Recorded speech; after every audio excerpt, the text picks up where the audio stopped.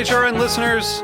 As we celebrate our 15th year, we are deepening our commitment to giving voice to the next generation of food systems storytellers, and we need your help. Our internship and fellowship programs help activate new possibilities for underrepresented and underestimated young people through experiential journalism, audio engineering, and production training. Through these unique programs, HRN helps food equity stewards build essential workforce readiness skills that expand their potential and foster economic mobility. Please consider supporting these critical programs. And with a minimum donation, you can be entered to win a dinner for two at an amazing restaurant in one of 8 cities and tickets to a concert at a great venue in one of those cities. We have incredible partners across the country who have donated, as they also share our passion for helping to educate the next generation of food systems storytellers. Check out heritageradionetwork.org/15 to donate and enter to win today. That's heritageradionetwork.org/15 to donate and enter to win today. And make sure you donate before March 31st. Thank you.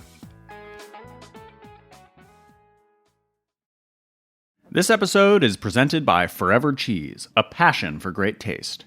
Learn more at forevercheese.com.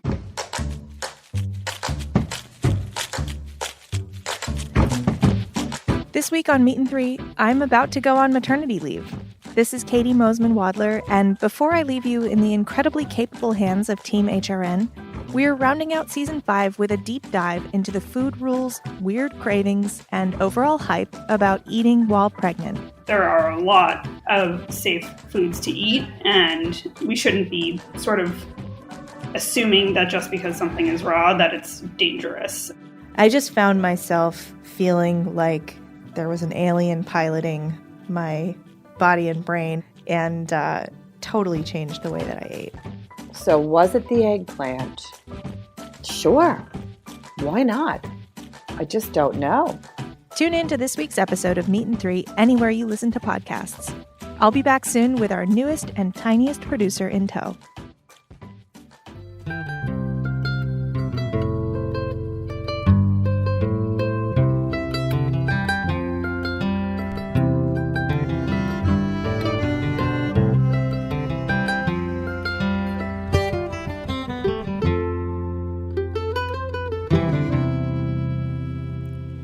Hello, this is Lisa Held coming to you live from Full Service Radio at the Line Hotel in Washington, D.C. And you're listening to The Farm Report, a Heritage Radio Network show about the people, processes, and policies that shape how food is produced today. So first of all, Happy New Year. I know it's January 14th, but this is our first episode of 2020. And I'm really looking forward to a new season. So first off, to celebrate the new decade, we're going to be talking about the production of one of the most delicious foods imaginable, which is maple syrup. Naturally, my guests today are both calling in from Vermont. First, I have 7th generation farmer or sugar maker Arnold Coombs of Coombs Family Farms. Welcome to the show, Arnold. Thank you, Lisa. And also joining us is Mark Isselhardt, a maple specialist at the University of Vermont Extension School. Mark, thanks for being here. Happy to be here. Thanks. All right, so we're going to be talking all about maple. I thought I want to start with a little terminology before we get into this conversation. So this is the Farm Report, and I think we need to clarify something. Arnold, do you call yourself a farmer? Are maple producers farmers? What is the right word for this? Normally we call ourselves sugar makers. Mm-hmm. We are farmers, but sugar maker is the phrase that we all use. But is it interchangeable? Like the company is Coombs Family Farms, so like do you use both at different points? From a marketing point, it's mostly farmer. But internally in the industry, it's, are you a sugar maker? He's a good sugar maker, whatever it might be. Okay, so as insiders, we should use sugar maker. I guess. And, where the syrup is produced, it's a sugar house. Right. In the forest, it's called a sugar bush. Perfect. So why don't you tell us a little bit about Coombs Family Farms? So what's the history? It sounds like there is a long history. And what does the company look like today? Well, there is a long history. We started as a family making syrup sometime in the early 1840s. We're not sure the exact date. Wow. And we're sugar makers / farmers for generations. And then in 1925, my grandparents started a maple candy business where they would take the syrup and turn it into maple candy, and then they started packing syrup and selling it to stores. Okay.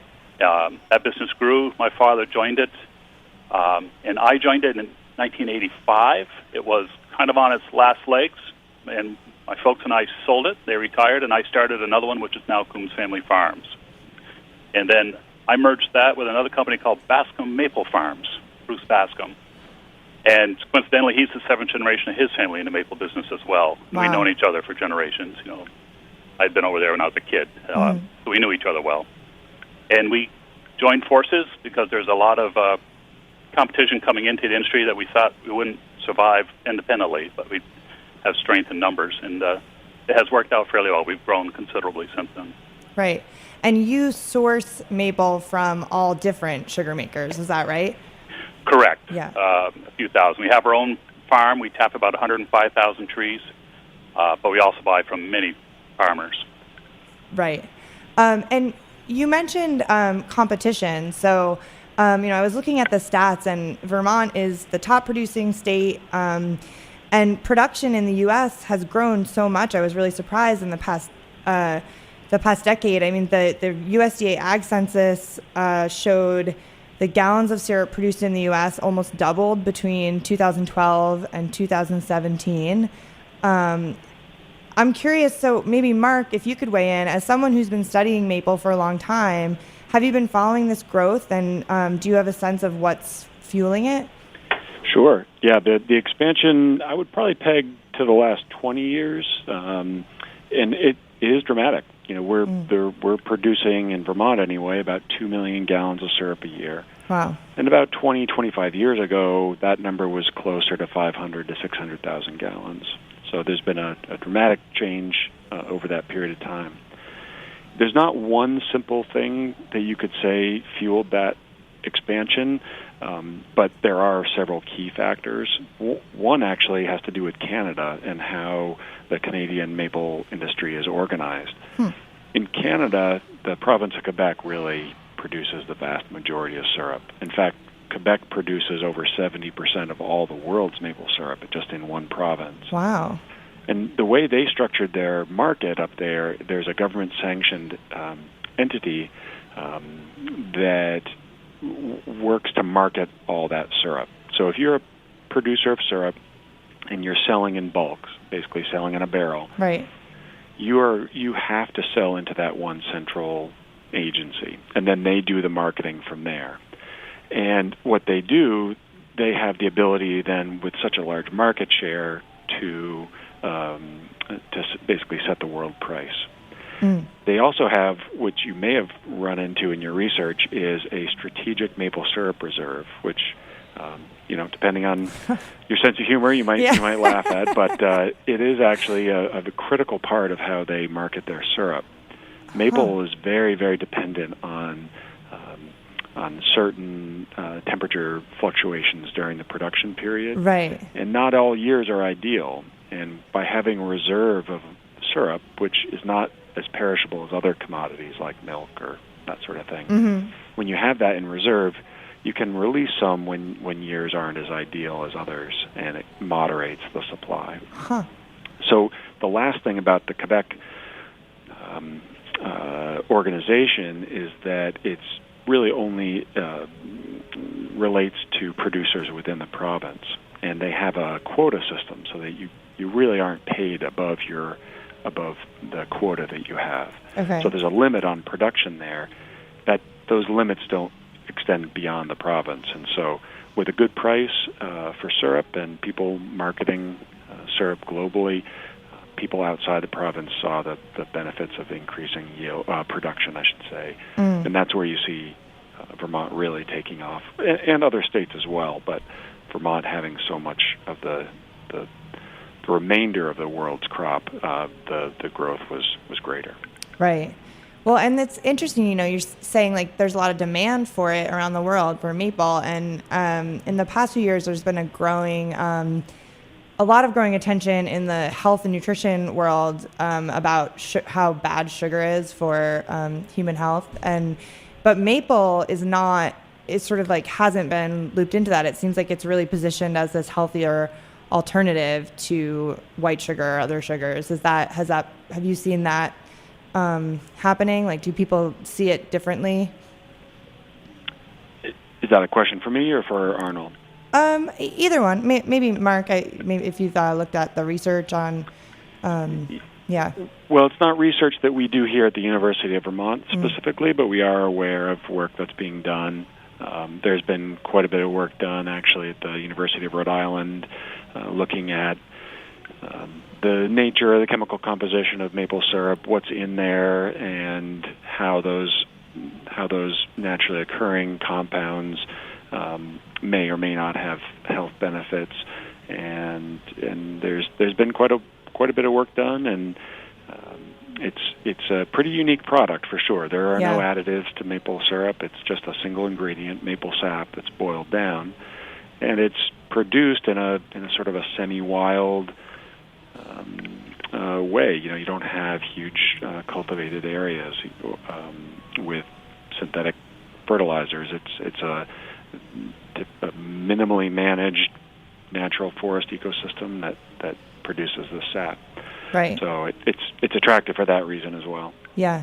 And it's got, there's also, I guess, in nutrition research been increasing attention to phytonutrients and like the, antioxidants like polyphenols and maple, it's sugar, but it has all these like phytonutrients and minerals and other things all naturally occurring. So I'm sure that helps the appeal for sure.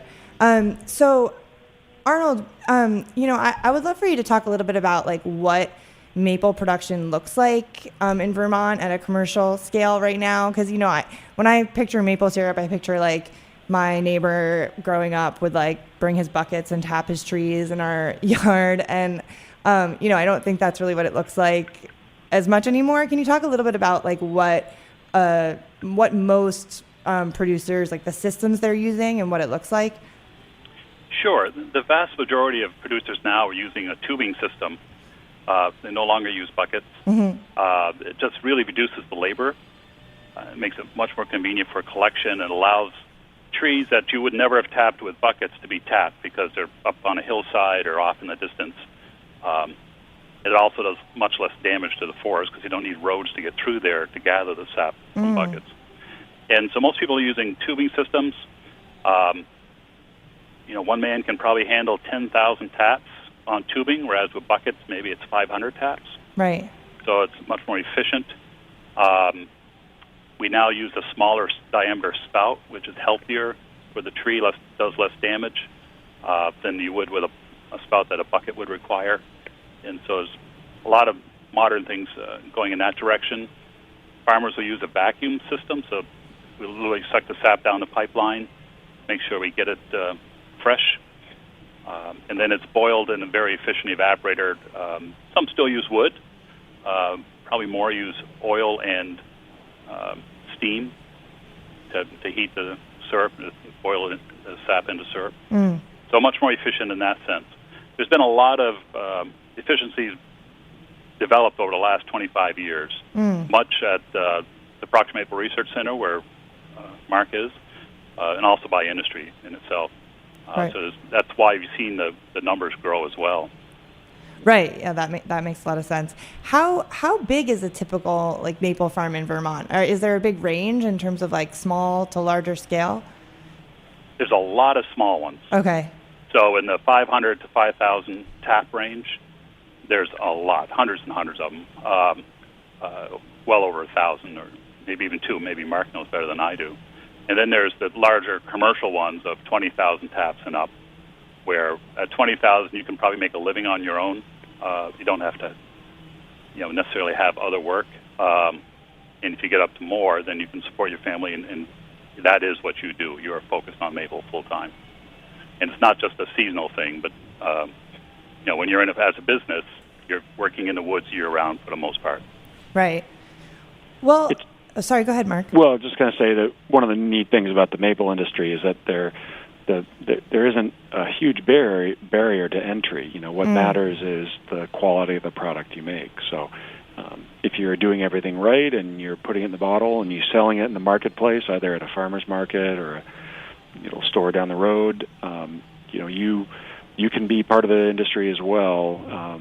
It just everyone has to play by the same rules as far as quality. So making sure the density's right, the flavor's right, and that everyone contributes to what the industry is. So it's pretty nice that way.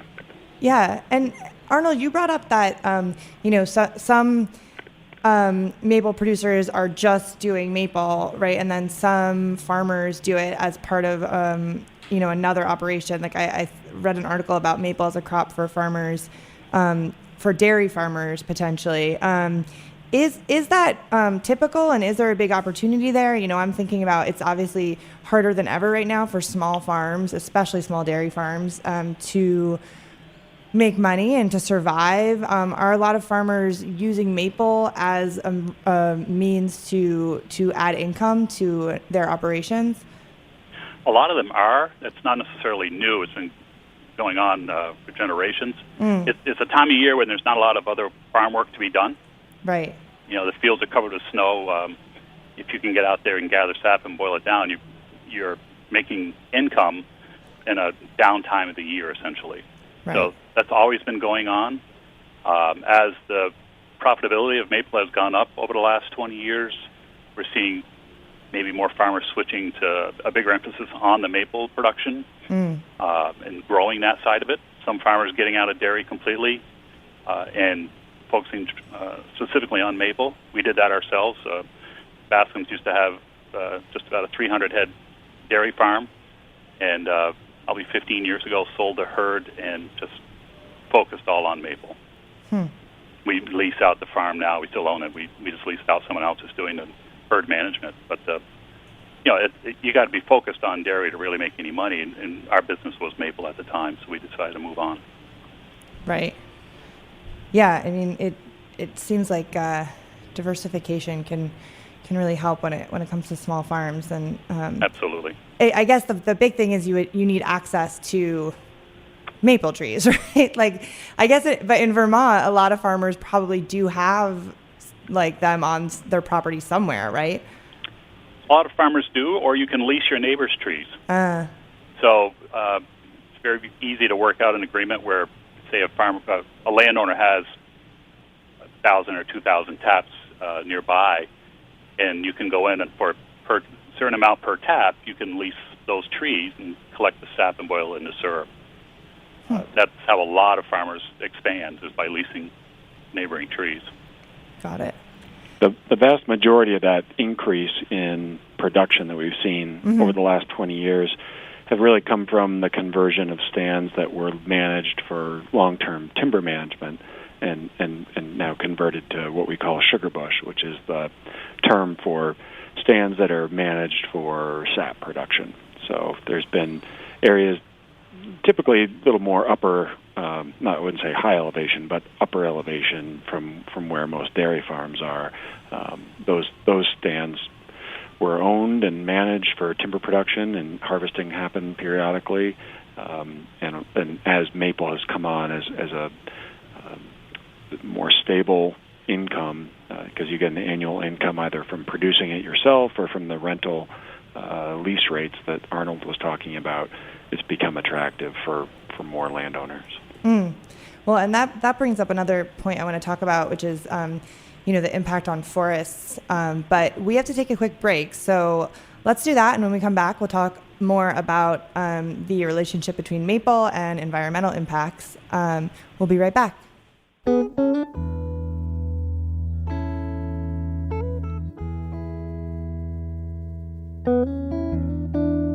This episode is presented by Forever Cheese, a passion for great taste.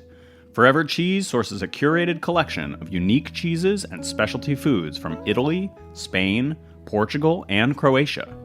They have pioneered numerous important products that are now integral to today's market, including many under their brand Matika.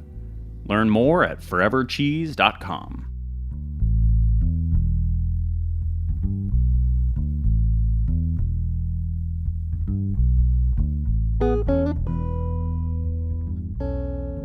right, we're back. You're listening to The Farm Report on Heritage Radio Network. I'm Lisa Held, and I'm here with Arnold Coombs and Mark Isselhardt, and we are talking about maple syrup production. So we left off with this question about maple and environmental impact, and Mark, you mentioned forests that were maybe before being used for timber.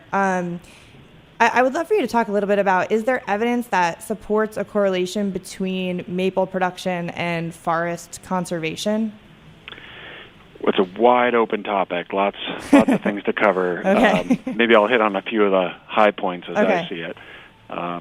So sugaring has been done for a long, long time. There's a long history of it, and as Arnold said, most producers early on were using buckets or some approximation of a bucket to collect the sap, and you have to make a wound in the stem each year. So you are doing a little bit of damage to the individual tree when you make that hole. Okay. As technology has increased, we've actually found that we can produce the same or even more sap with smaller holes, so a correspondingly smaller wound. With the advent of modern vacuum tubing, we can actually extract more sap. So there's sort of this back and forth about positives and potential negatives. And one interesting thing is that we're talking about a hardy perennial plant, the sugar maple, and in some cases red maple people are tapping, that are really well adapted to the climate. So they handle. It's not just tapping, there's other stresses in the environment, and sugar maple tends to be pretty good at withstanding some of those injuries. But modern sugaring is relatively new, and so we're curious about what impact it might be and how that's different from historical collection practices. We're about 6 years into a research project here at the University of Vermont looking at that and comparing modern sugaring with more traditional levels of sap extraction, as well as no tapping, trees in the same stand.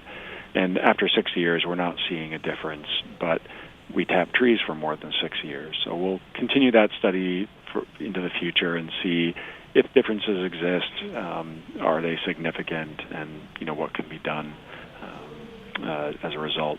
The two things impacting sustainability from the tree's perspective would be the wound, so we're drilling a hole into that tissue, right? And the tree responds to the wound by walling off that hole, just like it would if there was a woodpecker hole or if there was a branch that was broken off. The tree is very well programmed to respond to those injuries.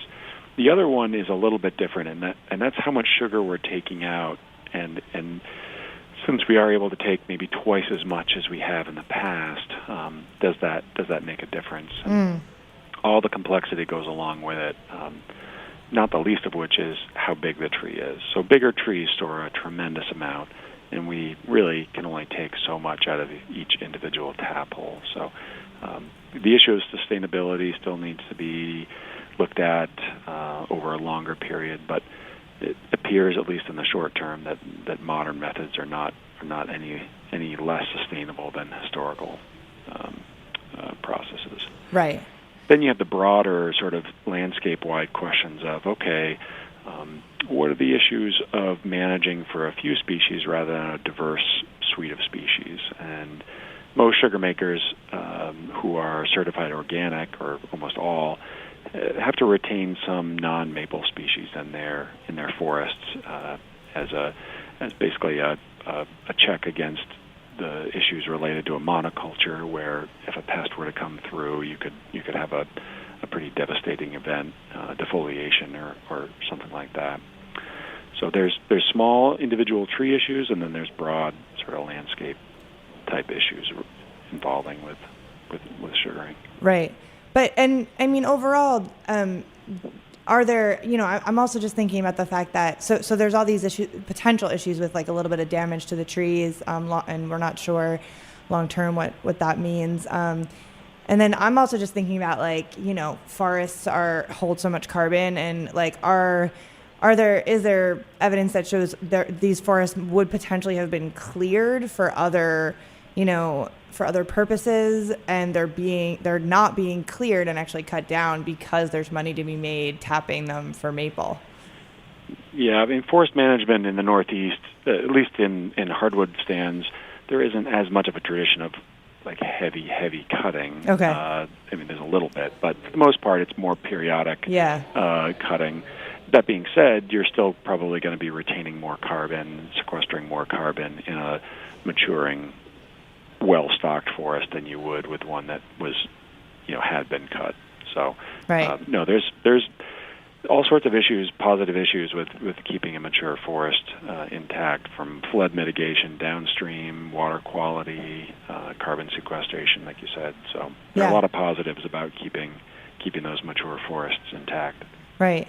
Well, and you also mentioned the organic point that on organic maple farms they have to retain more biodiversity. And I was going to ask Arnold, you about that, because Coombs Family Farms is organic, and I was kind of like thinking, what does that mean when it comes to maple syrup? Like I know with production of vegetables, you can't use certain pesticides, fertilizers. Are there, in maple production, if it's not organic, are there a lot of chemical pesticides and fertilizers? Like what's different about the way you do things other than the retaining biodiversity? It's not all that much different. Okay. The biodiversity component is big. Right. So we have to have a written forest management plan showing that we are practicing sustainable forestry. That's one of the big things. Okay. And then it's how we are treating the trees. Are we overtapping them? Taking too much sap, doing too much damage. So they will check that out. How are we cleaning our equipment and such? Are we doing that in a proper way? Sometimes during the boiling process, a sugar maker will use a defoamer to keep the foam down. And when syrup or sap hits, say, 215 degrees, it wants to boil like crazy, kind of like when you have pasta going. Okay. And so a farmer will use a defoamer to keep it down. And there's organic defoamers, and so you make sure you're using an organic defoamer for that. And then how do you filter it and store it? So there's no huge home run thing that we have to change, but it's documenting you doing the right thing, and just a few minor changes beyond that. Right. Okay.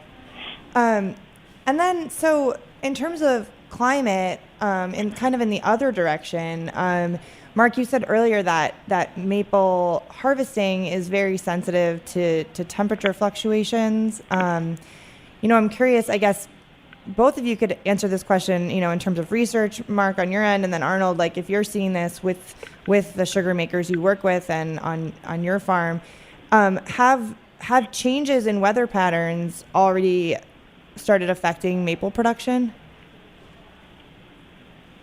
Yep, we are definitely seeing the season start earlier and end earlier, and the whole season appears to contract a little bit. That being said, we're seeing, as you saw with your research into the statistics, that production is increasing and yield of syrup per tap is also increasing, and that has a lot to do with technology. But we are seeing the season start earlier than before. It's also important to remember that some of that data on when people first tap, it could have more to do with the scale of their operation and when they need to start in order to be ready for when the season is really kicking in. So, we've already had people produce syrup here in Vermont in the first week in January. That doesn't mean that the season has really begun. It just means that really large operations have to start tapping early, and if you get any amount of good weather for sugaring, you're going to collect some sap, and you need to boil it. So, broadly speaking, it appears that the season starts earlier, and if people hold to their traditional tapping dates, which tend to be later in February or early March, there is the possibility that they're going to miss out on some of the sap flow. And it's also important to note that the season might be 6 weeks long, 7 weeks long, maybe a little shorter some years. That doesn't mean that there's an even amount of sap flow over that whole period. Okay. The bulk of the crop is made up on a relatively small number of discrete days or events that we call sap runs. And that's when the weather cooperates the tubing system is running and everything is working, you can make a huge amount of sap in a relatively short period of time.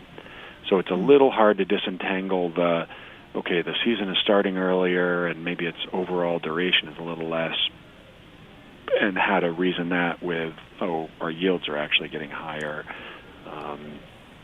There's some complexity there for sure. Yeah. Arnold, what does it look like on your end, just like observationally? Like, does it feel like the season has been changing? Well, it definitely feels like it's earlier. The old rule of thumb when I was a kid is you tap around town meeting day, the first Tuesday in March. And I don't know of anyone who waits that long now. You would be missing a good portion of your crop because it's warmer before then. We got to have the freezing nights and warm days. And it used to be you didn't get too many of them before March, and now you do. Yeah. Right now we're getting them, so it's kind of crazy. Yeah. And does that affect you? Has it affected your production? Well, as Mark said, farmers are getting more out of the forest now than they were before. And that's mostly to do with technology and just being more efficient and being ready for those early runs that years ago we never were. We've started tapping our trees, and it'll take us a month to get them all tapped. And we're not tapping them now to get the sap necessarily, next week or anything. We just want to be ready in February when, in theory, it's warming up at the normal time. And so if it does run, we'll collect it and boil it and do what we do. But everyone seems to be ready earlier now than they ever were. You just have to be. There's a few other things to be concerned about. One would be abnormally warm temperatures happening during the season. Typically there's sort of this slow progression of warmth and to the point where you stop having freezing nights, and that's essentially when the season ends. In 2012, we had a pretty odd event where there was about 4 or 5 days in the 70s in March, which is quite warm for Vermont. Right. And what that did is it changed the chemistry of the sap. It impacted the ability of the tap hole to produce sap. And from then on, beyond that point, the syrup quality went down and total yield went down. Now, we haven't seen a repeat of that since 2012, but that's definitely a concern because of how dramatic that event was. Now, the last 2 years, the season has actually been delayed a little bit because of too cold weather. So, the high temperatures of 2012 might have gotten a lot of attention within the maple industry. Having it be too cold can also be a concern. Right. The other big issue related to climate I want to make sure we talk about is that the concept of species migration gets a lot of attention, not just in maple, but the idea that as the climate warms, you're going to see the traditional sort of assemblage of species that we see now getting kind of reshuffled as different species are better and more competitive. That's definitely a concern to sugar makers, and people are certainly looking at it. And you'll see maps or projections for what the climate might be in the Northeast. It might be more comparable to mid-Atlantic states in the future.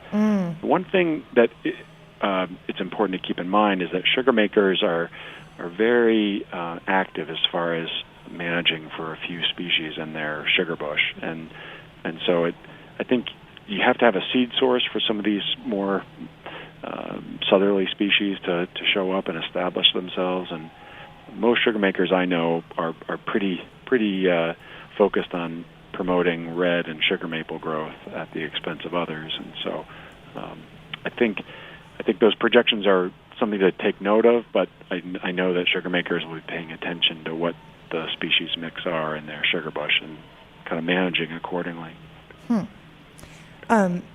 Another thing that I wanted to ask you about before we wrap up is in my research for this episode, I stumbled on this article about what's called the plantation method, where, it was fascinating to me because maple feels like one of these few foods that we're still kind of getting from the wild, even if it's kind of a farm, but it's still from the forest, tapping trees. And, this new method that's being proposed would essentially allow farmers to plant maples as row crops and get sap from them. Or is this something you all are looking at and thinking about? And do you think that this will catch on? Well, that research was done here at the University of Vermont. It was initiated by Dr. Abby Vandenberg and Dr. Tim Perkins. And it was a sort of a natural progression of the scientific method of trying to understand where the sap was coming from, and were we taking sap from different parts of the tree with vacuum compared to the old days with buckets. And what they came up with was this concept that perhaps the above-ground parts, which in a wild tree or semi-wild tree are what are really driving the sap flow mechanism. The above-ground parts that freeze and draw moisture up into the tree, and then when it thaws, that's the sap you're collecting on each day if you're using just a bucket. But with vacuum, it was sort of thought, well, perhaps the above-ground parts aren't as critical as maybe they would be with bucket collection. And so we had some plantations here, and we experimented with a lot of different types of fittings and techniques. And the concept certainly works. You can cut the top off a sapling, and assuming you get a good vacuum seal, you can suck sap out of it. What is interesting is the tree doesn't die. It's a little bit like if a tree had been subjected to a severe ice storm where a lot of the branches broke off. Many trees in ice storms don't die, even though it is very dramatic to see. You have what are called dormant buds that are below the bark, and they're kept dormant by the above ground. The branches, they produce chemicals to keep those buds dormant. When that top is removed, those dormant buds are free to grow, and they will as part of the tree's strategy to stay alive. So what will happen is you'll collect sap from the sapling for a little bit for one season, and then the tree will reflush new leaves, and you can keep going as long as you have tissue to cut into. I can't really say for sure if it's going to take off as a alternative to the traditional sugar bush. Right. I will say that people are certainly interested in it and have planted plantations, and they're becoming ready for tapping. You need really maybe something around 2.5 inches in diameter to have it be usable, because you don't get very much sap out of each individual sapling. It's only when you plant at a high density per acre that you would achieve yields that equal or exceed what we see in a normal conventional sugar bush. Right. So I'd say it has potential. It's provocative, that's for sure. It gets people's attention. I don't necessarily know if it is the future or not, because there's still a lot of work involved in cutting those tops and attaching those fittings. But we used to cut Christmas trees out of the woods and not go to a plantation to buy them too. Right. But that's changed. So yeah, Arnold, what do you think of it? I'm so curious if there is passionate responses among sugar makers of this is sort of a new agey way to do it, and we should stick to the sugar bush, or if it's exciting because it could be more productive. How do you feel about it? I think we're all kind of probably turning up our nose at first. Yeah. What are they talking about? But there may be situations where this works. There's an invasive species, Asian longhorn beetle, that does a lot of damage to maple trees. And if that were to get into someone's forest, those trees in that forest would all have to be cut down and chipped.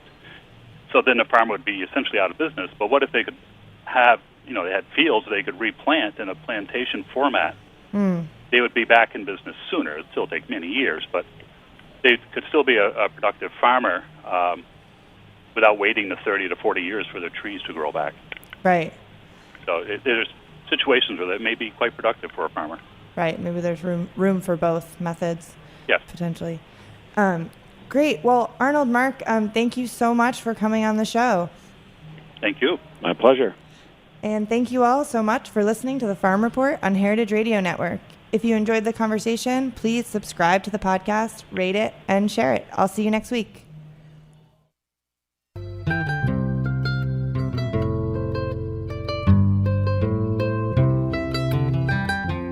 This program is powered by Simplecast. Thanks for listening to Heritage Radio Network, food radio supported by you. For our freshest content, subscribe to our newsletter.